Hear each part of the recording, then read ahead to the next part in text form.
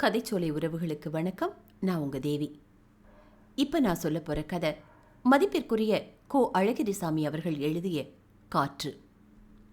அந்த தெருவில் 100 வீடுகள் இருக்கும். ஆனால் ஒரு வீட்டில்தான் தெரு திண்ணை இருந்தது. மற்ற வீடுகள் சிலவற்றில் திண்ணை இருந்த போதிலும் அது கம்பி கதவுக்கு உட்புறமாக இருந்தபடியால் அதை கணக்கில் சேர்க்க முடியாது. பெரும்பாலான வீடுகள் திண்ணை இல்லாத நவ நாகரிக மோஸ்தரியிலேயே கட்டப்பட்டவையாகும். மேற்படி வீட்டின் தெருத்திண்ணை அக்கம் பக்கங்களில் வசிக்கும் குழந்தைகளுக்கு ஒரு பாலைவன சோலையாக இருந்தது. அவர்கள் தங்கள் தங்கள் வீடுகளை விட்டு வெளியே வந்தால் ஒரு 3/4 மைல் வட்டாரத்தில் அந்த திண்ணையை தவிர வேறு எங்கும் ஒதுங்க முடியாது. இதனால் எப்பொழுது பார்த்தாலும் திண்ணையில் 5-6 குழந்தைகள் விளையாடி கொண்டிருக்கும். விளையாட்டு என்றால் கூச்சல் இல்லாமல் இருக்குமா? உற்சாகம் மீறியதும் கூச்சலும் கும்மாளமும் அதிகமாகிவிடும். உடனே வீட்டின் உள்ளே இருந்து ஒருவன் ஓடி வருவான். தினந்தோறும் விரட்டி அடித்தும் கூட குழந்தைகள் திரும்ப திரும்ப வந்து அமர்க்களம் பண்ணுவதைக் கண்டு அவனுக்கு கோபம் சிரசை முட்டி கொண்டிருந்தது. அதனால் கைக்கு எட்டிய குழந்தைகளை அடித்து விரட்டுவான். எட்டாத குழந்தைகளை வாய்க்கு வந்தபடி திட்டி விரட்டுவான். ஒரு வழியாக திண்ணை காலியாகும். ஆனால் இது எவ்வளவு நேரத்துக்கு? அவன் தலை மறைந்தால் போதும், மறுபடியும் திண்ணைக்கு குழந்தைகள் ஓடி வந்து விடுவார்கள். அடியையும் மிரட்டலையும் வசவையும் ஒரு பொருட்டாகவே அவர்கள் கருதவில்லை. அதற்கு பதிலாக தங்கள் விளையாட்டின் ஒரு பகுதியாகவே நினைத்து விட்டார்கள் போல் தோன்றியது. வீட்டுக்குள் வாடகை கொடுத்து குடியிருக்கும் ஆசாமி குழந்தைகளை நிரந்தரமாக ஒழித்து கட்டுவதற்கு சமயம் பார்த்து கொண்டிருந்தார்.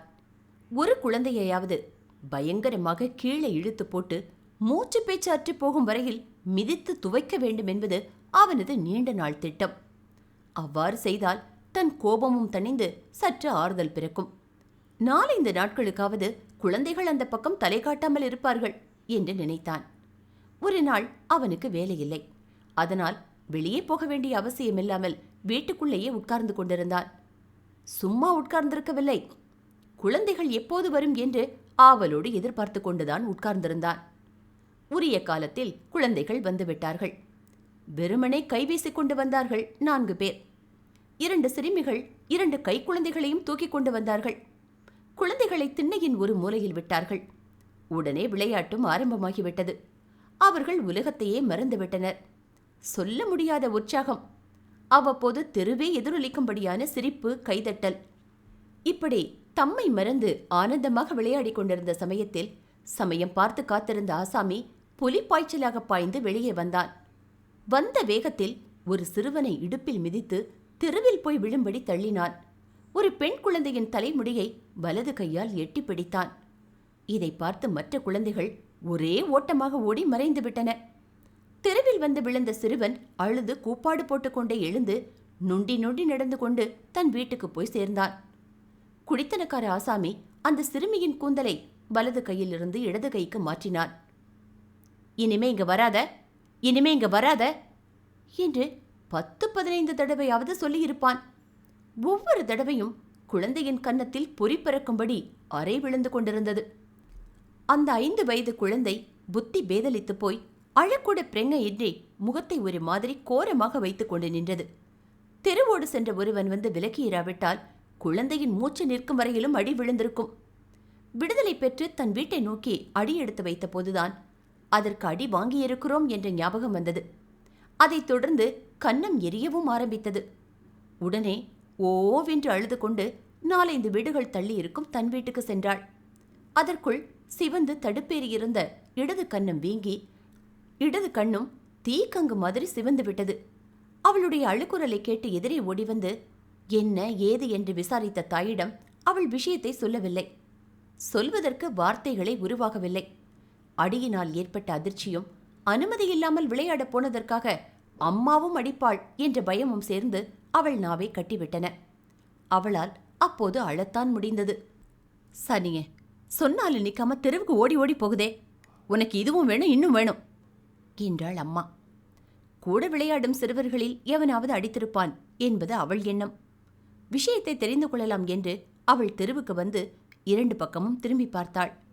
அவளால் எதையுமே அறிந்து கொள்ள முடியவில்லை. தெரு வழக்கம் போலவே இருந்தது. உள்ளே திரும்பி வந்து, என்ன சனினே, எங்க போய் அடியை வாங்கிக்கின்னு வர, சொல்லி தொலையே என்று சீறினாள்.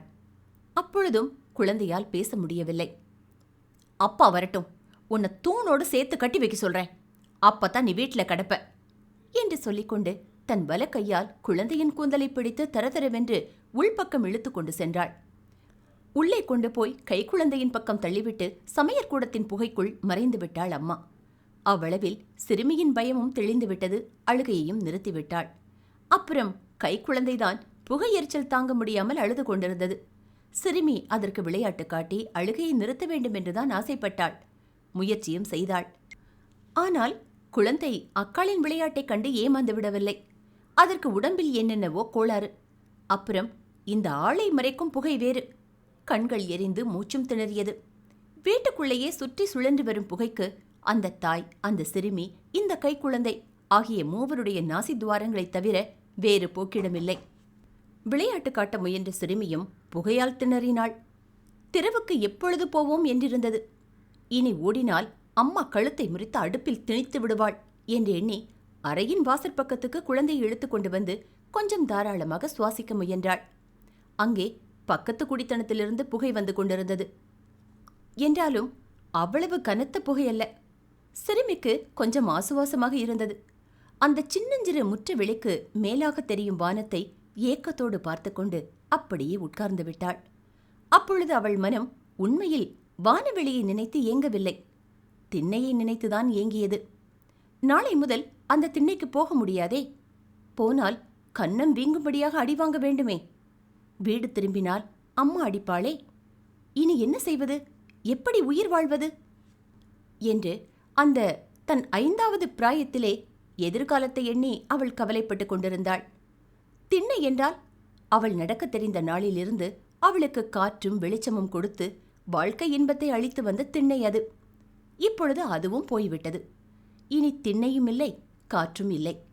வாழ்க்கையின் சந்தோஷம் என்பதும் இருக்க முடியாது. அவளுக்கு ஒரு சமயம் தன் வீட்டில் ஏன் திருத்திண்ணை வைத்து கட்டவில்லை என்றும் தோன்றியது. தன் வீடு எதற்காக தெருவிலிருந்து வெகு தூரம் உள்ளே தள்ளி ஒரு மூலையில் இருக்க வேண்டுமென்று தன்னையே கேட்டுக்கொண்டாள். திண்ணை வைத்து கட்டாததற்காக அப்பாவிடம் அவளுக்கு கோபமும் வந்தது. அப்பா வீட்டுக்கு சாப்பிட வரும்போது அவரிடமே இதை கேட்பது, அழுது முரண்டு பண்ணி திண்ணை கட்டச் சொல்வது என்று நினைத்தாள். தன்னிடம் பிரியமாக இருக்கும் அப்பன் தன் சொல்லை தட்டமாட்டான் என்று அவளுக்கு நம்பிக்கையும் பிறந்தது. அதனால் புகையை தற்காலிகமாக சகித்து கொண்டு உட்கார்ந்திருந்தாள்.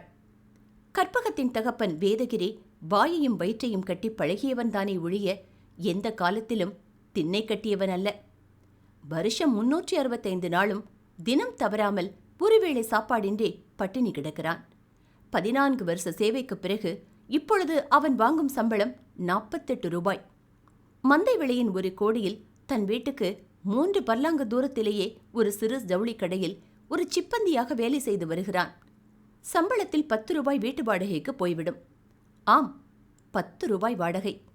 சென்னை மாநகரத்தில் அந்த வாடகைக்கு வீடும் அந்த வீட்டில் ஒரு குடித்தனமும் இருக்கிறது என்றால் வீட்டையும் வாழ்க்கையையும் பற்றி அதிகம் சொல்ல வேண்டாம். ஒரே ஒரு அறைதான் வீடு. அதற்குள்ளேயே சமையல் பகுதி. மழைக்காலத்தில் ஒழுகாத பகுதி பார்த்து கூட்டி சுருட்டி படுத்திருக்க வேண்டும். வீட்டின் முகட்டில் நாளி ஓடுகளிலிருந்து வெயில் காலத்தில் தொப்பு தொப்பு என்று தேள் விழுவதும் உண்டு. வீட்டுக்கு வாசல்தான் ஜன்னல். முற்றத்தில் குழாய் இருந்ததால் எப்பொழுது பார்த்தாலும் அங்கே ஈரமாக இருக்கும். அந்த வீட்டுக்குள்ளேயே 5-6 பகுதிகளில் 10ம் 15ம் கொடுத்து குடியிருப்பவர்கள் அத்தனை பேருக்கும் குழாயும் முற்றமும் பொது. எந்த வீட்டு சப்தமும் எல்லா வீடுகளுக்கும் கேட்கும். எந்த வீட்டு புகையும் எல்லா வீடுகளுக்கும் பரவி சுவாசத்திலும் வானத்திலும் கலக்கும். இப்படிப்பட்ட இடத்தில் வேதகிரியின் மனைவி கற்பகத்தையும் மேலும் 4 குழந்தைகளையும் பிரசவித்திருக்கிறாள். அவற்றுள் கற்பகத்தையும் கைக்குழந்தைகளையும் தவிர மற்ற குழந்தைகள் செத்துப் போய்விட்டன. அவள் மட்டும் அந்த உடம்பை வைத்துக்கொண்டு இன்னும் சாகாமல் சமாளித்துக் கொண்டு வருகிறாள். வேதகிரி கல்யாணம் பண்ணிக்கொண்டு அந்த வீட்டுக்கு குடித்தனம் வந்தபோது நிலைமை இவ்வளவு மோசமாக இல்லை. இப்பொழுது குடியிருக்கும் பகுதியோடு மேலும் ஒரு சிறு அறையையும் சேர்த்தே 10 ரூபாய் வாடகைக்கு பிடித்தான். ஆனால் மந்தை வெளியை சுற்றி மாட மாளிகைகளுடன் புது நகரம் ஒன்று ராட்சச நாகம் போல் வளைத்து கொண்டு கிளம்பவே அவன் குடியிருந்த பகுதிக்கு விலை மதிப்பு உயர்ந்துவிட்டது. ஒவ்வொரு வீட்டின் மதிப்பும் 6 மடங்கு 7 மடங்காக கூடிவிடவே வாடகையும் உயர்ந்தது. வேதகிரி 10 ரூபாய்க்கு மேல் கொடுக்க தனக்கு சக்தி இல்லை என்றான். அப்படியானால் சமையல் பகுதியை மட்டும்தான் 10 ரூபாய்க்கு விட முடியும் என்று வீட்டுக்காரன் சொன்னான். வெளியே விரட்டாமல் அம்மட்டுமாவது இடம் கொடுத்தானே என்று தன் குடித்தனத்தை சமையற்கூடத்துக்குள்ளேயே ஒடுக்கிக் கொண்டு பக்கத்து அறையை காலி செய்து கொடுத்தான். அதன்பின் கற்பகம் பிறந்தாள். பிறந்த நாளிலிருந்து அவள் சமையற்கூடத்தை தான் பார்த்திருக்கிறாளே ஒழிய திண்ணையை, தெருவாசலை, மரத்தை, மைதானத்தை அனுபவிக்கவில்லை. ஊரின் சுற்றுப்புறம் அழகிய நகரமாக விரிவடைந்ததும் சென்னையின் ஜனத்தொகை பெருகியதும் அவளுக்கு பெருங்கேடாக முடிந்தது. அவள் அந்த இருட்டறைக்குள் வசிப்பதற்கு நகரமும் நகரில் வசிக்கும் அத்தனை பேருமே காரணங்கள் என்று சொல்லலாம் போல இருந்தது. வேதகிரி மத்தியான சாப்பாட்டுக்கு ஜவுளி கடையிலிருந்து வீட்டுக்கு வந்து சேர்ந்தான். வந்ததும் வராததுமாக அவனிடம் கற்பகம் அடி வாங்கி வந்த கதையை சொன்னாள் அவன் மனைவி. அதை கேட்டதும் அவன் குழந்தையை வெளியே முற்ற வெளிக்கு அழைத்து வந்து வெளிச்சத்தில் நிறுத்தி பார்த்தான். வீங்கி சிவந்த கன்னத்தை பார்த்ததும் அவன் கண்கள் கலங்கிவிட்டன. இந்த சனியே ஒரு நிமிஷம் வீடு தங்க மாட்டேங்குது. குழந்தைய பார்த்துக்கொண்டு விட்டுட்டு அந்த பக்கம் திரும்பினேன். அவ்வளவுதான், மாயமா மறைஞ்சிட்டா. இவ்வளவு உசுரோட வச்சு கொளுத்துனாதான் ஏன் மனசு ஆறும் என்றவள் சொல்லிக் கொண்டிருக்கும்போது, போதும், போய் வேலையை பாரு என்று அவள் வாயை அடைத்துவிட்டு கற்பகத்தை தூக்கி கொண்டு வீட்டுக்குள் போனான் வேதகிரி. யார் அடிச்சது என்றவளை அன்பாதரவுடன் கேட்டான். திண்ணையில் நடந்த நிகழ்ச்சியை அப்படியே சொன்னாள் கற்பகம். அடித்தவனை என்ன செய்ய முடியும்? அவன் வீட்டு திண்ணை. அங்கே போய் விளையாடினால் அவன் எதுவும் செய்வான். யார் கேட்க முடியும்? அதற்காக குழந்தையை மனைவி சொல்வது போல் வீட்டுக்குள்ளே கட்டி போடுவதா? என்ன பாவம் பண்ணியோ, எனக்கு குழந்தையா பிறந்த என்று மகளை பார்த்து நொந்து கொண்டே அவளையும் கூட உட்கார வைத்துக் கொண்டு சாப்பிட்டான். வாரத்துக்கு ஒரு நாள் விடுமுறை தினத்தன்று தன்னால் சேர்ந்தாற்போல் 1 மணி நேரம் கூட அந்த வீட்டுக்குள் உட்கார்ந்திருக்க முடியாதிருக்கும் போது கற்பகம் வருஷம் முழுவதும் அங்கேயே எப்படி அடைபட்டு கிடப்பாள் என்று நினைத்தான். மகளுக்கு எந்த வகையில் விடுதலை அளிக்க முடியும் என்று யோசித்து யோசித்து பார்த்தும் அவனுக்கு ஒரு வழியும் புலப்படவில்லை. ஏதோ அற்ப சாந்தியாகவாவது இருக்கட்டும் என்று கடைக்கு திரும்பும்போது கற்பகத்தையும் அழைத்து கொண்டு போய் ஒரு டீ கடையில் 1 அண்ணாவுக்கு பக்கடா புட்டலம் வாங்கி கொடுத்து வீட்டுக்கு அனுப்பினான். கற்பகம் வீட்டை நோக்கி வந்து கொண்டிருந்தாள். அந்த தென்னையில் குழந்தைகள் வழக்கம் போல் விளையாடி கொண்டிருப்பதை பார்த்தாள். ஆனால் தானும் போய் விளையாட வேண்டுமென்று அவள் நினைக்கவில்லை. நேரே வீட்டுக்கு வந்து விட்டாள். அன்றிலிருந்து கற்பகத்தின் சிறைவாசம் ஆரம்பமாகிவிட்டது. வீட்டை விட்டு எங்கும் போகக்கூடாது என்று தாய் கண்டிப்பாக சொல்லி தடுத்து நிறுத்திவிட்டாள். மிஞ்சி போனால் தெருவாசலுக்கு வந்து சிறிது நேரம் நிற்கலாம். அதற்கு மேல் அடியெடுத்து வைக்க அனுமதியில்லை. யாருக்கும் சொந்தமில்லாத தெருவுக்கு கூட அவள் போய் விளையாட முடியவில்லை. அந்த சின்ன தெருவிலும் கார், டாக்ஸி, சைக்கிள் முதலிய வாகனங்களின் போக்குவரத்து அதிகமாக இருந்ததால் அங்கே போகக்கூடாது என்றும் அம்மா எச்சரித்திருந்தாள். கற்பகத்துக்கு இரவும் பகலும் திண்ணையை பற்றிய கனவுதான். தன் வீட்டில் தெருவை பார்த்து ஒரு திண்ணை இருக்க வேண்டும். அப்பா எப்பொழுது கட்டி கொடுப்பார்? அப்பாவிடம் கேட்டதற்கு அவர் ஒரு பதிலும் சொல்லாமல் சிரித்தார். வற்புறுத்தி கேட்ட பிறகு, குழந்தை, உனக்கு என்ன தெரியும்? திண்ணு கட்டவும் வீடு கட்டவும் சக்தி இருந்தா நாமே இப்படி இருக்கிறோம் என்று அர்த்தமில்லாமல் ஏதேதோ சொல்லுகிறார். அவளுக்கு ஒன்றுமே புரியவில்லை. 4-5 நாட்களுக்கு பிறகு, அடிபட்டாலும் பரவாயில்லை, பழைய திண்ணைக்கே போய் விளையாடலாம் என்று ஒரு ஆசை பிறந்தது. ஆனால் அந்த அற்ப ஆசை நீடிக்கவில்லை. பயம் ஆசையை கருக்கிவிட்டது. கடைசியில் வீடே கதி என்று காற்றும் வெளிச்சமும் இல்லாத அறையில் புகை மூட்டத்துக்கு நடுவில் திக்கு முக்காடி கொண்டு கிடந்து தவித்தாள். சோற்றுக்கு தரித்திரம் ஏற்படுவது போய் காற்றுக்கும் தரித்திரம் ஏற்பட்டுவிட்டது. சரியான ஆகாரமின்றி காற்றடைத்த பையாக அலைந்து திரிந்த கற்பகம் இப்போது காற்றுக்கும் வழியின்றி திணறினாள். நாட்கள் செல்ல செல்ல அவள் முகத்தில் இருள் படர்ந்தது. கண்கள் ஆழத்தில் அமுங்கிக் கொண்டிருந்தன. உடம்பும் மெலிந்தது. சரியாக சாப்பிடக்கூட அவளால் முடியவில்லை. தன்னை வீட்டுக்குள் போட்டு அடைக்கும் அம்மாவும், என் நேரமும் நச்சு நச்சு என்று அழுது கொண்டிருக்கும் தம்பியும், திண்ணை கட்டி தராமல் சால்ஜாப்பு சொல்லும் தந்தையும் தன்னை கொல்ல வந்த யமன்களாகவே அவளுக்கு காட்சியளித்தார்கள். அவளுடைய பொறுமை எல்லை கடந்து விட்டது. பயந்த சுபாவம் மாறி திமிர ஆரம்பித்தாள். ஒரு நாள் அம்மாவுக்கு தெரியாமல் பழைய திண்ணைக்கே ஓடிவிட்டாள். நாள் கணக்கில் யோசித்த வேதகிரிக்கு ஒரு நாள் திடீரென்று மார்க்கம் புலப்பட்டது. அதனால் பரம சந்தோஷத்தோடு கடையிலிருந்து வீட்டுக்கு திரும்பினான். ஒரு நல்ல நாள் பார்த்து கற்பகத்தை பக்கத்து தெரு பள்ளிக்கூடத்தில் சேர்த்துவிட முடிவு செய்தான். ஒரு பிரதான சாலையை கடந்து செல்ல வேண்டும் என்பதை தவிர பள்ளிக்கூடம் அருகாமையிலேயே இருந்தது. மத்தியானம் தர்மச்சோறும் போடுகிறார்கள். கற்பகத்துக்கு நல்ல காலம் பிறந்துவிட்டது என்று எண்ணி சந்தோஷப்பட்டவனாய் மனைவியிடமும் விஷயத்தை சொன்னான். மகளின் ஓடுகாலித்தனத்தை ஒடுக்குவதற்கு அது ஒரு நல்ல உபாயம்தான் என்ற நினைப்பில் வேதகிரி சொன்னதை அவள் ஆமோதித்தாள். பள்ளிக்கூடத்துக்கு அனுப்புனதான் இவளுடைய கொட்டம் ஒடுங்கும்.